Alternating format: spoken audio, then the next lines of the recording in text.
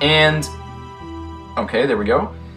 And this turn, we're going to summon the concubine, who is very important to our strategy.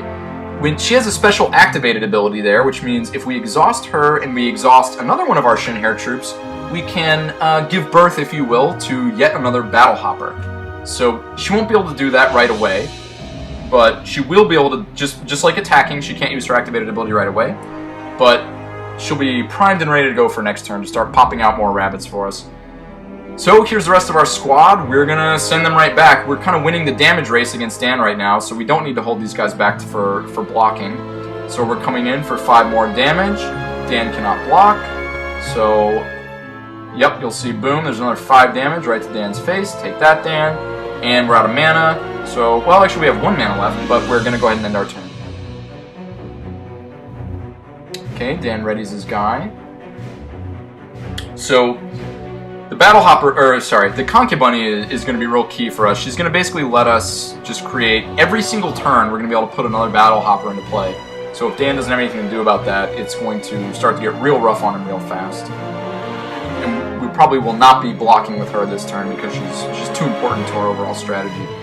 Again, oh gosh, what do we have here? Interrupting me?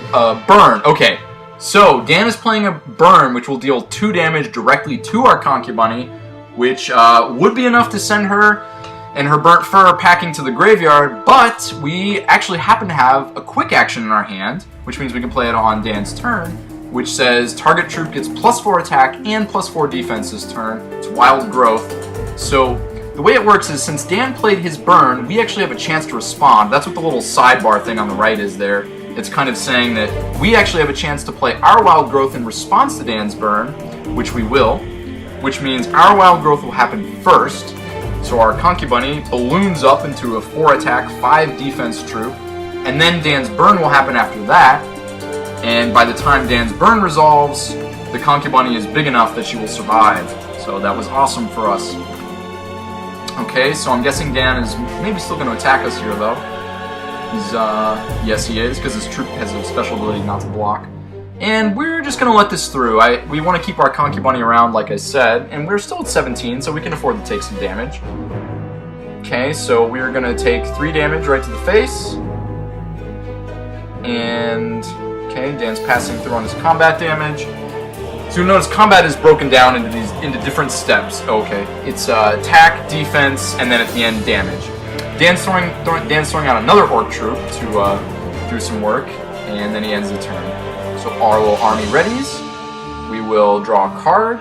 It's another Shinhair Militia. Awesome. So we're going to throw a wild resource into play. And we're going to throw down another Shinhair Militia.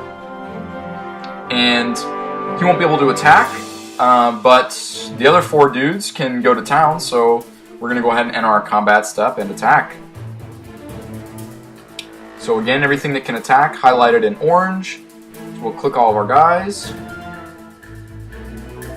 and let the bunny beatdowns continue. Dan might choose to block here.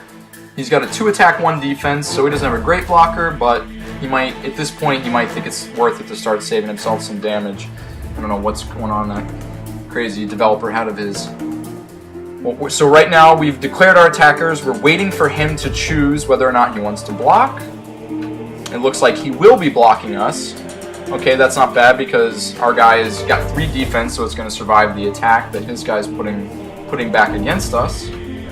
Oh, but he's got a Ruby Aura, which is another quick action, so Dan played it right in the middle of combat, which normally you couldn't do with a basic action, which brought his troops attack up to 3, and it gave it the ability Swift Strike, which meant his orc dealt damage first to our troop, which is why our troop has already died before the rest of combat finishes.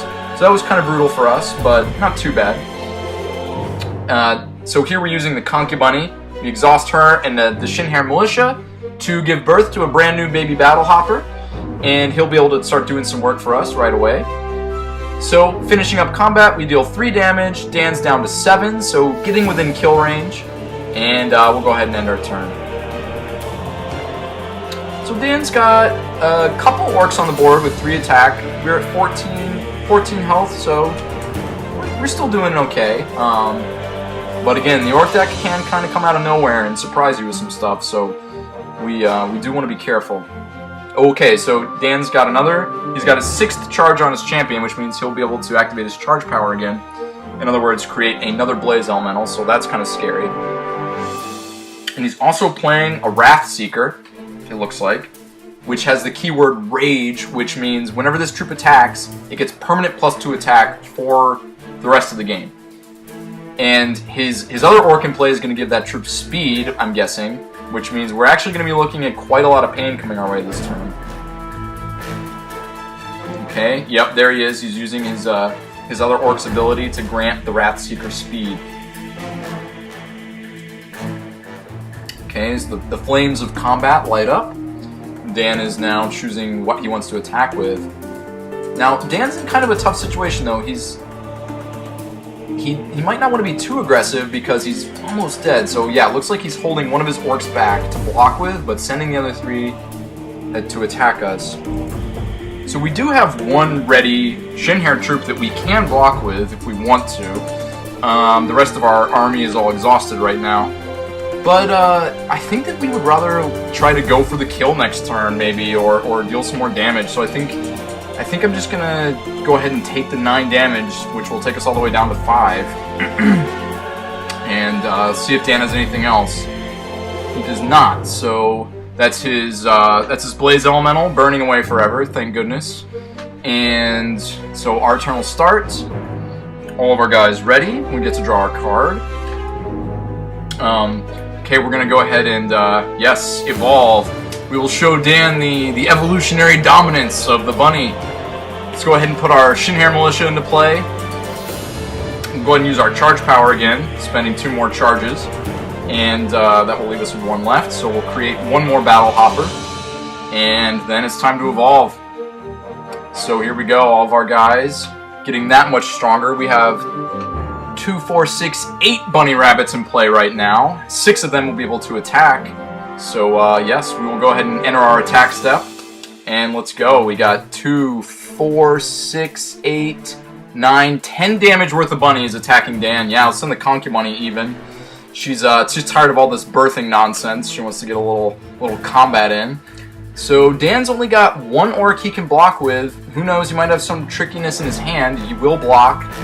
But if he has nothing else, that's still going to be enough damage to push through the victory. So there's the Swift Strike damage happening before everything else. And wait for it. Fingers crossed. Boom! 8 damage. That's victory for the bunnies. The orcs are defeated. Okay, cool. So there's our celebratory fireworks.